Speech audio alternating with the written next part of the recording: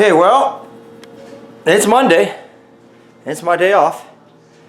So I'm going to, well, we're going to go back on the wagon. So I hope you guys aren't getting tired of videos of this wagon, but it is what it is. And, yeah. So we're going to do the one thing that I thought about all day yesterday while I was working on the wagon, and I thought about all night last night, toss and turn, believe it or not, because I just know what it's like. She's up in the air. We're dropping the gas tank to put in our new sending unit. That's just it. There it is. So we're going to put that in. Like I say, normally I would not replace it if it was working. Even though I'm rewiring the car, I would leave it alone. And it was working when I bought the car. It was like a week after, it just didn't work no more. And I have a funny feeling I know what's wrong with it. I don't think the sending unit is the issue. I think the little brass bobber has gotten a hole in it and she sunk to empty. I'm pretty positive. But the sending unit is the original sending unit. I'm just going to replace it all. I know it's new. And then while I'm back there, I'm putting new rear shocks in it. Then I know it's done. The gas tank itself is brand new. I got her all drained. If you remember last night on the video, I said I was draining the tank. Well, I got her drained. Oh, let me get under here. So there's the, see what I mean? The tank fits against the spare tire well. It goes between the diff. My sending unit is way up in there. So I gotta drop this tank down. Dropping the tank down is not so much of an issue. It's the hoses that are buried up over the frame, up under here, coming through here. They're a nightmare. They are a nightmare. Now, trust me, I know some of you guys are probably saying they're not that bad, Rick. I've dropped many tanks in my life, okay? I'm not saying it's not doable. I've dropped many gas tanks. I'm just saying that this one is particularly a real bitch because there's not much room up in there. But anyway, I will get it because I got it before. Because when the car came here, one of the hoses wasn't quite on all the way. The older gentleman I bought it off, I guess when he put the new tank in, he hit the hose on all the way. I mean, he was 80. He thought he had it up on there. And I could always smell gas. And when I got up underneath there, I was like, oh, fuck, he hasn't got the hose on. He put the hose right near the end and then clamped it to nothing. So anyway, and I fought for like an hour and a half. So we're going to fight again. And that's it. So I'm going to turn this camera off and I'm going to attempt to start doing the gas tank sending unit. So I'll let you know how long it took because right now it is 10 after 9. So we'll see what we get. Okay, well, we're a half hour in and I got it out. And this is not full of fuel. I thought it was. I thought for sure that was a problem. But the more I look at this thing, you can see, I don't know if you can see that. This thing is just, this arm is moving all over the place. I don't mean that way, like back and forth. I mean in here, in this, it's all loose. You can see it's all rotten. It's just an old sending unit that somebody worked with. You can see where they put a ground wire on it. Or actually, no, that's where they soldered the positive wire on.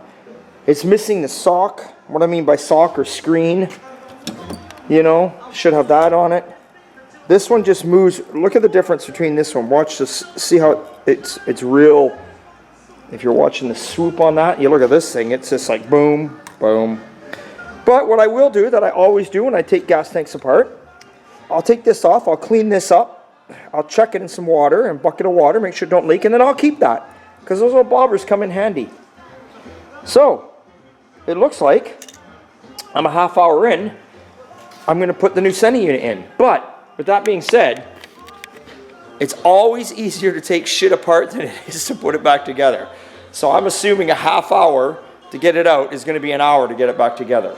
And then of course, like I said, while I'm under here, I'm going to rip all the fuel lines off this car, replace all the fuel lines. Probably not going to replace those today because I don't think I have them here, but at least I'm going to rip the old ones off. They're just shit, they're garbage, they're original. I don't want them, I want new ones. All right, gas tank sending unit is in. There's the old one right there. Ripped all the gas lines off. There they all are. You can see they've been joined with a hose there, joined with a hose there, joined with a hose there. Just hoses everywhere. Just old, brittle, bloody line. Garbage. Never been replaced, I don't think, since '58. So, gas lines are out. Gas tank's back up in place. Sender's in it. New rear shocks are on. There's the old ones there. Just hammered out, worn out. Got all that done. And how long did that take me? Well, started at 10 after 9 and it is now 5 to 11. So let's just say just under 2 hours. But that's not bad. That's not bad, right? So we're going to move on to the next thing. And the next thing I'm doing is, I think I told you all, I'm going to be putting AC in this car. So that was the reason I had, originally, like I said, the power steering pump was up high. The alternator was down over here. And I got these brackets from Allen Grove, moved everything over here because I have to run my AC compressor there. But I can't afford all the AC stuff at once right now. So that was a big thing, moving that while the engine was out. I figured that's the way to do it because you can get in here with no rad. I've got the bracket on order for the compressor, which is easy, just bolts here, so I can do that with everything in place. But what I'm doing right now is I am mounting the condenser. I'm mounting that. So I'll get that mounted. I'll get my bracket on there when it shows up, probably next week. And then I just got to buy hoses, the expensive stuff, the hoses, the compressor, the little evaporator thing, whatever, and the unit front of the dash. But I'm doing it in pieces. And I kind of think I went about it the right way because I'm doing all the hard stuff you couldn't get to now, while I could get to it. So that makes me happy. So I'm going to mount this now. I kind of got this figured out. It's going to go right there. And then what I'm going to do is I'm going to have one lines on the bottom, one's at the top. I'm going to have them come right through here. But I'm not cutting that yet until I get the hose. They're going to come through here. That way they can come up through here and be all nicely tied up with all the other stuff and then around where they should be. So I think that'll look great. So that is what I'm going to do next, is mount that. So not a bad day. We're getting there. Today I got to call it short though. Today I do have to cut out of here at 2 o'clock. So I got to go pick a few things up. But that's all right. And the gas lines are on the way. I phoned up Lordco, ordered up some steel lines. So I'm hoping they get here soon, and I'll get the condenser mounted there, and hopefully I can get the gas lines around today. Then I can just drop this car on the ground, and I'm basically done with it under there. And then it's a matter of putting the dash together. Anyway, let's see where we get. Okay, guys, I got the put some nice stainless screws with nuts and lock washers. These are the brackets they give you. Didn't work out pretty good. Drilled a couple holes. It's solid. It can't really fall forward because I've left it an 1/8 of an inch just touching this rad support, which allows me to still get all my wiring through here. Then of course I've mounted it down below. I don't know if you can see it down there, but mounted down there. I mean, that is, you can see I'm moving it. I'm pulling there, it ain't moving. Lots of clearance between the rad. Beautiful. So what I want to show you next, my fuel lines came in. So I'm probably going to do the fuel lines, but what I wanted to show you, and I got to give big thanks out there to my good friend Dan for picking them up for me. If you all remember, I said I was getting Dakota digital gauges, well, not digital, but Dakota gauges for the 58.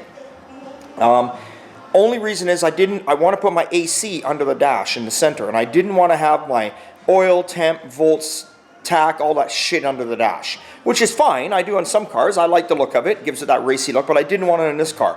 Daily driver, remember that. Just want everything right in front of me. Didn't want digital. I'm sorry, some people have digital in their old cars, and hey, if that's what you like, big thumbs up. I don't hate it. I just can't, it's just not for me. An old car to me just shouldn't have digital gauges. But to each their own, because somebody may not like what I've got. So they came in, and Dan grabbed them for me. So here they are. Now, of course, I put my chrome piece. This is my chrome piece on. I'm going to take this piece off. Set that on there too. I just don't want it to fall when I pick them up. So there we go. So you can see I got my fuel in the corner. Got my speedo, and I had them put it in kilometers because in Canada we're in kilometers. Fuck, don't even go there. What a waste of time. Over here's my tack. Temperature, not a light. Needle, again, like I like. That's where you set everything with those two buttons. Oil pressure. Love it. There we go. Now this is another thing I'd ordered. This is my original bezel piece. But I ordered this kit out of, I think it's called, oh, I can't remember, Auto City Glass, or I can't remember. Anyway, they deal strictly, not Auto City Glass, what am I thinking? So, anyway, they deal strictly, you can get it on, you know what, you can get this out of Classic Industries. So it's an exact replica of the background, what it should look like. It is like a metal, and it's got a 3M sticky tape on it. And it sticks on there, and it's really thick. I don't know if you can see it on the side, but can you kind of see it there, the thickness of it? You see it right there in the corner, how thickness? And it goes on there and it covers up your old stuff that looks all shitty. And of course in that, not right now, but we'll go on there. I don't know if that'll stay there while I pick it up. And that's what she'll look like. Let me show you a better one right now. So because I ordered the gauges, I also ordered the aftermarket clock, which takes the place of the original clock. So here, this is where you'll get a better look at it. Oh, let me move some of this stuff. There we go. There is the aftermarket clock. Isn't that beautiful? Again, it's Dakota. And again, you can see there's that piece in there. All right? And of course, everything that plugs in is just like a bloody phone cord. All right? And it all goes to a little computer box. So that is my latest and greatest thing. So all nice there. You can see it's going to look good with the all painted dash. Haven't done any of this yet. This all needs to be painted. I'm not in a panic. I need new door panels in the winter. Don't care. Doing the dash right now because we're wiring the car. You got to do the dash now. See the electric wipers up underneath there. Got the heater, like I say, back together, all painted up, looking good. So steering wheel still has to be painted. But there we go. And again, like I say, this thing comes with... I waited a long time for this gauge set. Someone asked me how long I waited. I waited 6 months. But it is what it is. There's your little box that they give you. What's it say here? Don't even know. Fuel sender, oil, water, adjustment sender, switch, warning, tack, all the goodies. All the goodies. It comes with everything. And they give you a little adapter to go onto your transmission because now it's electric, right? Which is kind of nice. You never have to, if the cable ever decides, well, before you had a tranny cable, now you're never going to have that noise if it don't work, right? So they give you all the goodies there. Nice instruction booklet. I'm very pleased. I'm very, very pleased with that. So, I don't know whether I'm going to get that in today or not. I got to try. I got a lot of stuff to do. Got to get this heater cleaned up. All the cables are working good. I got to get this heater cleaned up, and I got to change the switch out, and I got to get that in too. I'm doing as much as I can, so it's ready for my guy when he goes to wire it. So that's it. So I'm going to continue on. I don't know where I'm going to get. It is now noon. I'm going to have some lunch, and then I got 2 hours to go, and then I got to take off for a bit. I probably won't be back for a while. Okay, guys, I really can't show you. I had the car in the air. You saw it earlier. I can't really crawl under there and show you, but I got all the fuel lines ran. So we got fuel lines going right from the fuel pump right to the tank. The only piece of rubber hose now is this little piece here at the fuel pump, and obviously a piece at the tank. Now I got to make the line up that comes up here to the carburetor, but I'm not putting the carburetor on only because the car's going to be going for wiring here in the next couple days with no hood on it, and I just would soon leave the carburetor off. I worry about shit getting in it, even though it's going to have an air cleaner. I just as soon leave it off of there. So what I did do was I've mounted my little control box after I got the gas lines done. Get my light going. I mounted my oh, you can see it there. I mounted my control box up underneath there. We can take it down when we're going to put the wires in, but that's going to be for all my gauges and clock, etc. that you see. So I'm going to, that's in behind the glove box, so that's perfect. I've ordered some new hoses for the heater, so I got that mounted. Clock wires hanging here, wipers, because I got electric wipers, they're all there. Oh, let's see what else I got. And then I bought a brand new wiring kit, like I said, for the car. I bought the, here it is right here. I bought the American Auto Wire Highway 15. It's a good one. Good enough for what I need. Universal kit. And I've mounted my fuse panel right up underneath there. And I've got my gauges. Got my gauges in place.